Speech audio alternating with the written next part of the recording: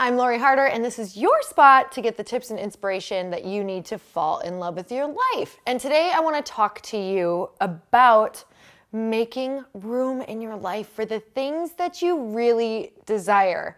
Now, it seems like if you have a goal or you have a dream or something that you want, that it could easily fit into your life, right? Maybe just by planning, or maybe it's something that you're going to go for, but you have to make room for it. What do I mean by that? I don't just mean scheduling, because obviously that's a really large piece as well, is you have to schedule time to put time aside to take the steps that you need to get to your goal. But today, I'm on a totally different topic.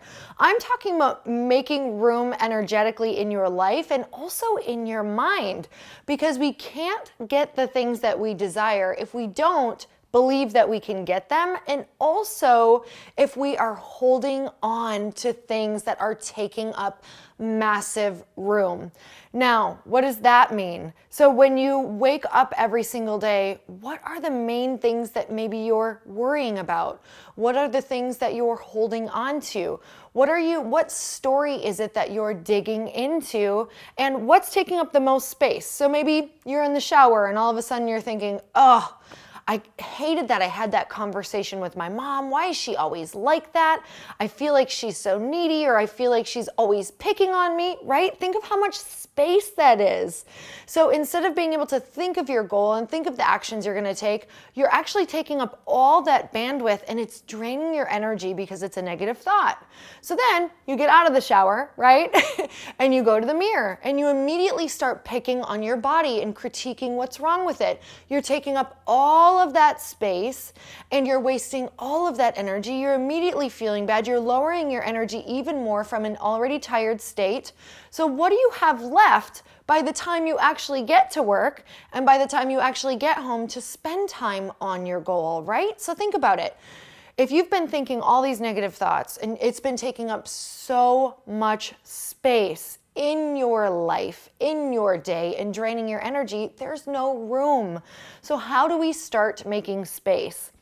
The only way to do that is by choosing another option when those thoughts come in, because those thoughts do energetically drain you. So let's go back to the scenario where you wake up, you get in the shower, and all of a sudden that conversation that you didn't love having with your mom pops into your head. Instead of thinking, why is she like that? Why is she always picking on me? What's going on? You can literally say, you know what? Instead of trying to be understood, right? I love this quote. Instead of trying to be understood, just understand and be compassionate and send love. So the more love we can send and release it and just let it go by sending more love, by thinking of her with love and saying, you know, maybe she was raised that way, or maybe she feels that way because of this, or maybe she just can't see my side of the story, and that's okay.